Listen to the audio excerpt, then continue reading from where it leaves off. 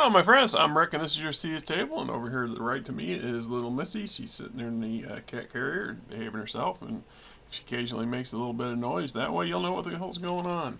Hey, it is a beautiful Sunday out there right now, right? And as you know, like I like to bitch and gripe every now and then. Oh, so I was working late Friday night, and I luckily had just was on my last trip for the evening, and the airbag on the other side of the truck blew out. And I was downtown Des Moines, going through an area that's under a lot of construction, road work and stuff, and I picked up a piece of what looks like rebar because I didn't see it till the next morning. Yesterday morning, I met the boss at the shop, and we had to take the truck up to the mechanic shop to leave it so they can get to it on Monday. They said hopefully they get it in the shop tomorrow and get it taken care of, which would be I would be grateful for. I think.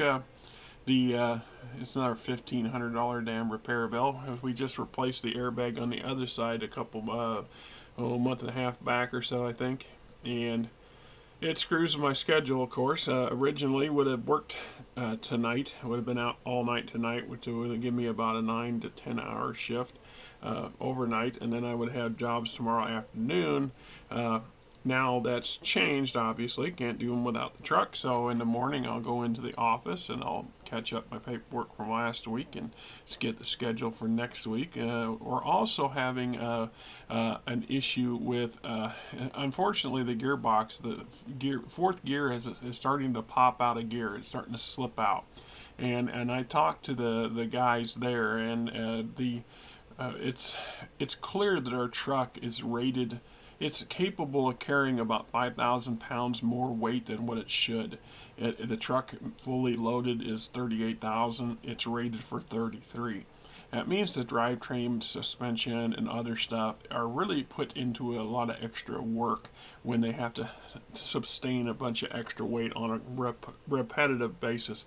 And then there's 300,000 miles on the truck, so we also don't know, if this is the original stuff or which if it is, potentially it's wearing out. That just happens. Commercial vehicles wear out. We put gobs of miles on them. And anyway, so we're looking at potentially $7,500 repair bill here because there's going to have to just replace the transmission. Either you rebuild the one you have and it costs about the same amount of money as if you get a rebuilt one and just have them swap them out. Now the advantage of the rebuilt is we order it in advance, and then they only need a couple days to take the old one out and put the new one in, as opposed to maybe needing a week or more to completely rebuild the original. So my boss said he was going to make some calls yesterday and get some numbers figured out, whatever, and we go from there. I mean, is with the nature of the business, which that means potentially yet another series of down days coming up, and I'm not looking forward to it because there are weeks every hour makes the difference. If I don't, I need to at least get 42 to 45 every week just to get basic stuff. There's nothing left over for extras. We even skimp on the groceries and stuff on some of those weeks because priorities are priorities, is what it is. Anyhow. So I had this in the truck for a while, and recently finished reading through it. And I really like equipment guides because they give you a wide range of flavor for a game setting, and it helps to further cement the genre. So in a sci-fi-ish game, you want to kind of see some sci-fi stuff. Battletech is a sci-fi game, but it's not an advanced sci-fi. It's more of a real-world analog. In some ways, it's actually more backward than our own current technology level today. And so because of that, though, there's still a wide range of interesting and exotic things available. And of course, there's a huge difference between the Mech Warrior with a tabletop role-playing game and Mech Warrior and Battletech, the tabletop war game, being that the dynamics of how the game plays is completely different. And so game books, source material such as this kind of book comes in much more handier and pertinent in a MechWarrior campaign than in the Battletech. So this should actually, it says Classic Battletech. It should say Classic MechWarrior, in my opinion. A Pro product put under WizKids banner. So, you know, is what it is. We got a lot of our familiar faces. I mean, some of these fellas are still working for, working and running things. I mean, you know, it's, is what it is. It's great. Table of contents. So we're looking at all the guts, none of the glory. Introduction for personal weapons, melee, range, support, weapon accessories, munitions, mines, and minefields. Then we got armor and combat garb, personal armor, then a whole slew of battle armor. Proto-mechs. So this was issued in an era where they were still pushing the proto-mech agenda, and I know that they've played down proto-mechs since then. They're not as prevalent or as popular as they thought they might become, and in some ways they're lambasted, in other places they're despised, depending on the player, right? So anyway, I have mixed opinions on proto-mechs, and I think I did a video on it, so I'm gonna not run off on a tangent. Miscellaneous gear and rules, things like drugs, booby traps and triggers, combat metapacks, vehicular drop chutes, support vehicle construction rules. So now we have some rules that allow us to construct equipment. And then we have basic equipment, things like a backhoe, bay door, case, chainsaw, you know, how much stuff to take into account. So, blah, blah, blah. General rules, availability tables, large naval template, support vehicle, etc. So we get into all the guts and none of the glory. That's an introduction story. The personal weapons, the Clan Medusa whip, ranged weapons, the automatic pistol, machine pistols, you know, assault weapons, crowd control, really exotic shotgun, basically. The Gauss submachine gun, Sea Eagle needler pistol. The Gauss submachine, you know, a personal scale Gauss rifle or pistol or something like that. Somebody once got into it with me over, you know, well, what would the ammunition look like? They look like little missiles, and I'm like, actually no. They would look like the same kind of ball bearings that a wrist rocket would shoot, except they're going to come at you at much higher velocity and probably in a whole lot faster sequence, and most likely made out of much denser material than what they used to create the little chrome ball bearings you shoot from a wrist rocket. That's just my opinion on that, of course. So we got rocket-assisted grenades, the Spitball gas capsule pistol. Like I said, you always get some exotic, weird ones, and that's part of the fun of a sci-fi setting, because you kind of go, what the hell is that? Why would you make something? The Bear Hunter super heavy autocannon, David and King David man portable light Gauss rifles, the Fire Drake Incendiary support needler. As if your needlers didn't have enough problems, now they got to have some support. Well, maybe that's to help support their problems. Man portable plasma rifle, mech taser rifle, weapon accessories. So we got the tripwire, roundhouse corner shot, support weapons, etc. So we got a little breakdown of the list down there. A M11J cloaking device. I think this is kind of like the gizmo that.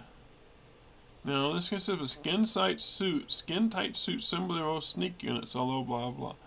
Because there was there's a camo device that Colonel Jamie Wolf uses to smuggle a pair of katanas or a pair of Japanese swords onto Terra in the middle of Comstar's hosting of the upcoming nuptials between Hans Davion and Melissa Steiner, and to the chagrin of Rom and the security agents that were supposed to protect everybody from that sort of thing happening, the fact that he was able to bring them on the planet into the heart of Comstar's headquarters, and do so past numerous scans and sensors, just goes to show you that you know, they definitely had some advantages there, some of that technology.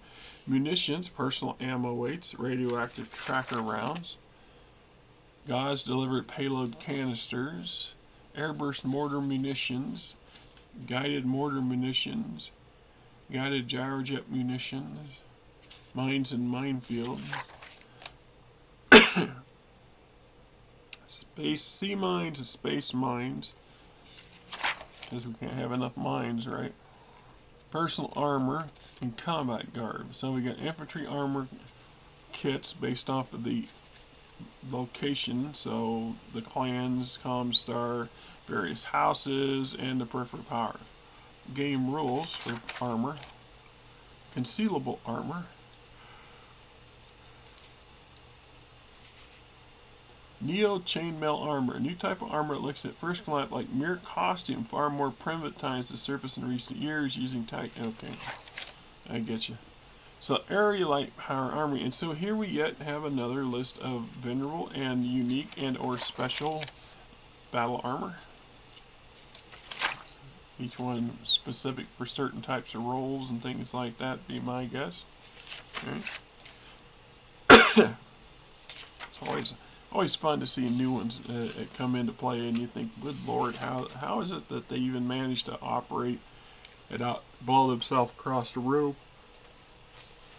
Oh, look at that feller there. I mean, jeez. Looks like he's top heavy. You know, listen here, the same thing. What happens if he fires all of his missiles at once? Is he going to blow his ass over? Hubert Nighthawk, Phalanx, Rottweiler. While these four-legged versions of battle armor look neat, I still struggle with the idea because in my mind, where the F is the driver? The warrior that's going to wear this thing, like everything else, it's literally a suit. His body is the core of the suit. In this case, that means he's laying down on his belly. He's always running around on his belly. Man, that's got to take a kind of physical. Your body's not really meant to be bounced up and down and shook around and shit as it is, but to do it from a prone position, I don't see how that would be worse than standing up.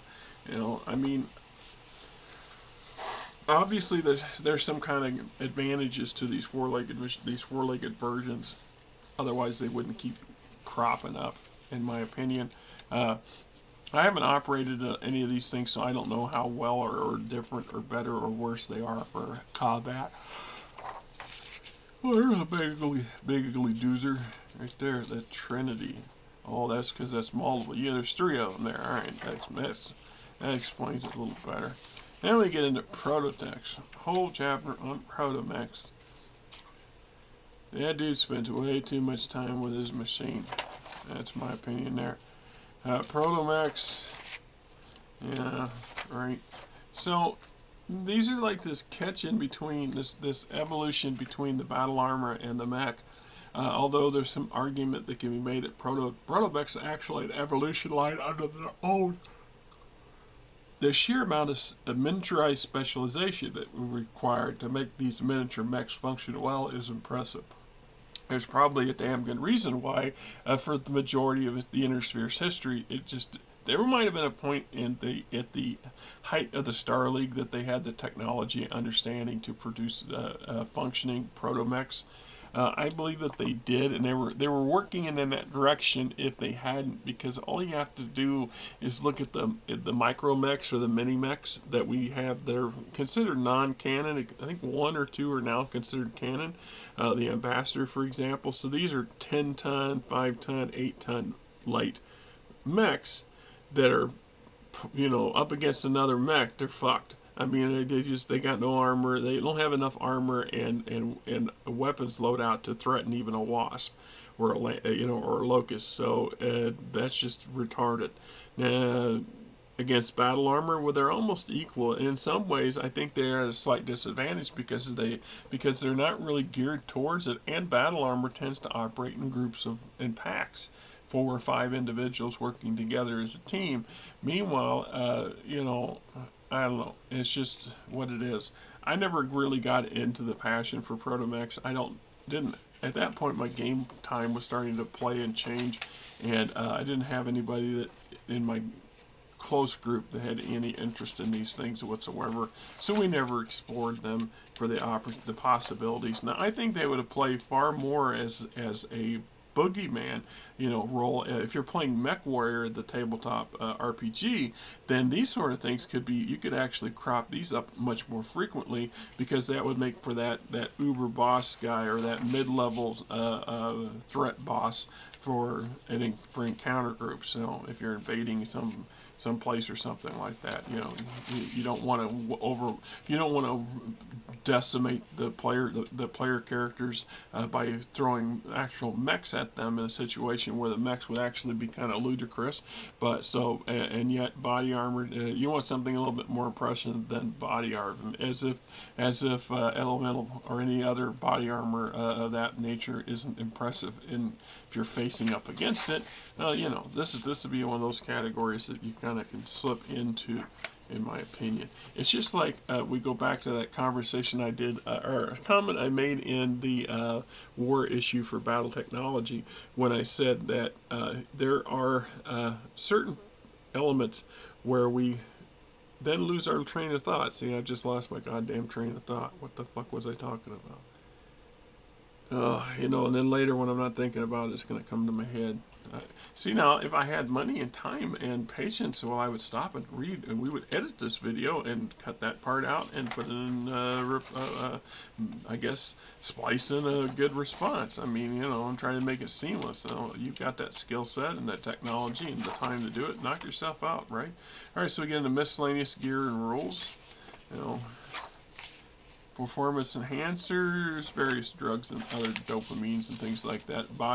Booby traps and triggers, pressure trigger, thermal trigger, timer trigger, combat medic packs, vehicular drop shoots. Yeah, dropping your tanks and APCs from orbit like you do mechs. Yeah. I imagine that's a thing. Support vehicle construction rules, right? These are always nifty, because you could, even if it's when you don't have players, you're just sitting around, you're trying to kill time on a Saturday afternoon. This is when you break out one of these and start playing around with designing your own shit. And trying to find things and come up with stuff that fit the missing bill, because there's so much equipment, so many vehicles and crap that's impossible, that it's not practical for any of the game companies to try to mass produce a never-ending litany of them. They leave that up to us for good reason. So, here's your various types: wheeled, tracked. See, this is kind of the formula I use for my would-be Interstellar Frontiers game, is that I gave you a whole list of tonnages and the framework capabilities of the individual machines, and then I labeled them as in categories. So hover vehicles, 50-ton hover vehicles. Well, here's 6 variants based off of the Tech 1 through Tech 6 levels of technology. At that point, the weapon loadout, what it looks like, all that's left to the player, because I don't care, and I didn't feel the need to have 3 times as much space in the book taken up for that. Either. So, I mean, if something were to change down the road, I might take a different view of it, but, it is what it is now.